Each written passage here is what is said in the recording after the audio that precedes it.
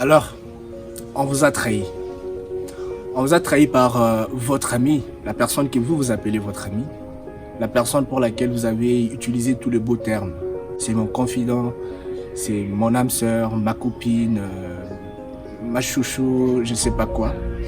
Mais vous découvrez plus tard que cette personne, elle était prête à vous enfoncer les couteaux dans les cœurs si elle pouvait.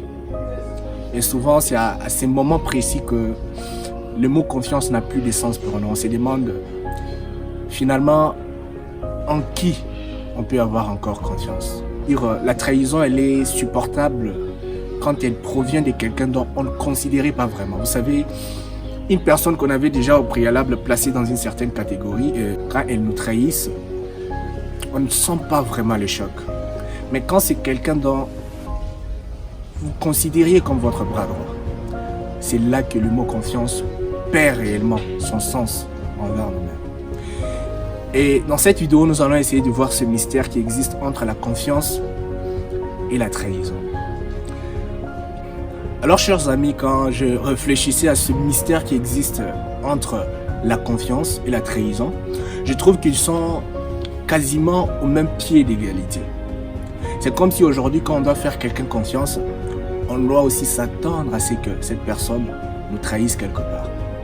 Alors, je reconnais qu'il y a de meilleurs amis, mais si vous découvrez que votre ami, que vous appelez maintenant votre ami, était capable de faire une telle chose, de vous trahir, et qu'il n'était pas là comme un ami, mais il était là juste comme un prospecteur, comme quelqu'un qui voulait de l'intérêt.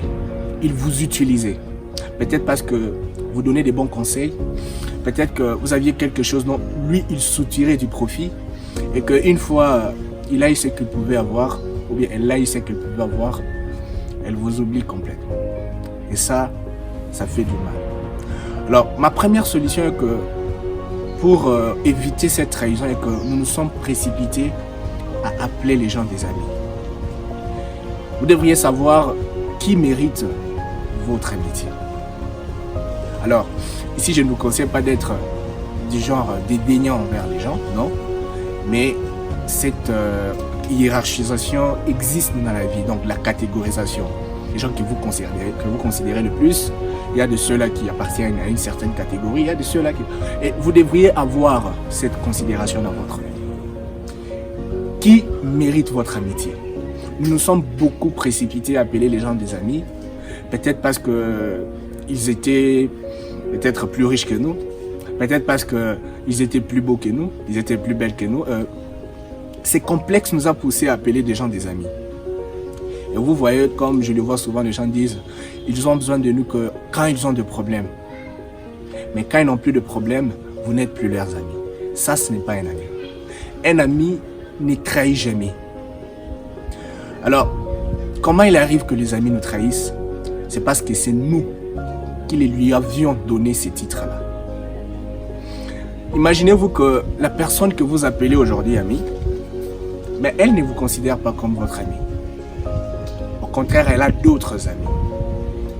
Au contraire, quand elle se retrouve dans un certain groupe, elle vous considère dans une autre catégorie. Comme on les appelle peut-être un camarade. Parce qu'un camarade, il est prêt à faire tout. Mais un ami n'est pas prêt à tout faire contre son propre ami. Donc, vous devriez avoir vos exigences avant de considérer quelqu'un comme votre ami. Pas les exigences de quelqu'un d'autre. Vos propres exigences. Qu'est-ce que vous aimez? Qui est la personne que vous pouvez réellement appeler votre ami? Ce n'est pas tout le monde qui mérite votre amitié après tout. Donc, comprenez ces principes, placez vos exigences. Donc, si quelqu'un doit être mon ami, il doit au moins partager un grand pourcentage de mes valeurs. Ce n'est pas dans une, comme on appelle aujourd'hui, les amitiés toxiques. Vous vous retrouvez dans une amitié où vous êtes la personne que vous donnez beaucoup. En l'occurrence de l'autre personne. Vous vous retrouvez que c'est tout c'est vous qui donnez. Vous n'apprenez rien dans une amitié. L'amitié, ce n'est pas quand on vous flatte à tout moment. Mais un frère, comme je l'ai écouté une fois, un frère, ce n'est pas quelqu'un qui vous dit « Alors, c'est bon, allez-y ». Non, non. Un frère, c'est quelqu'un qui vous dit « Ouais, je vous aime, mais faites attention à ce que vous faites. » Faites attention à ce que vous faites. Quelqu'un qui est capable de vous encourager et quelqu'un qui est capable de vous dire les dangers qui se présentent de vous face à une certaine action que vous préconisiez prendre. Mais vous tous, vous avez vos préférences. Essayez au moins que quelqu'un réponde à plus de 50% de vos préférences pour l'appeler un ami. Ça va réduire au moins sensiblement la courbe de la trahison. Alors, notre deuxième principe n'est pas trop long.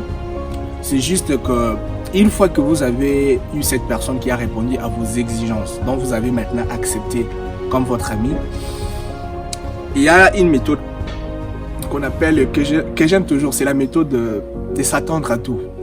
On prépare son mental pour tout dans la vie. Vous acceptez l'idée que votre meilleur ami que vous appelez maintenant est un ami, peut vous trahir un jour.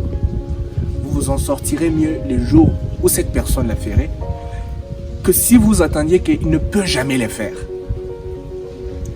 Aujourd'hui, on vit dans une société qui est garnie de beaucoup d'incertitudes. Il n'y a pas de personnes parfaites. Donc, de la même manière, vous aussi, vous devriez vous préparer à ça, à cette personne-là. Maintenant, il faut vous attendre à ce que ça peut venir. Parce que la trahison, on ne la voit pas venir. Il y a des trahisons visibles, il y a des trahisons invisibles qui se cachent dans des personnes. La personne qui était... Et souvent, ce sont des circonstances. Parce que en anglais, on dit « habit is context driven ». Ça veut dire que nos habitudes sont conduites par des contextes. Une personne peut agir comme ça dans un certain contexte et dans un autre contexte, il agit tout à fait différemment. Donc, vous pouvez découvrir plus tard que la personne que vous appeliez un ami, mais suite à un contexte, il peut changer cette face. Donc, vous devriez préparer votre mental à ça.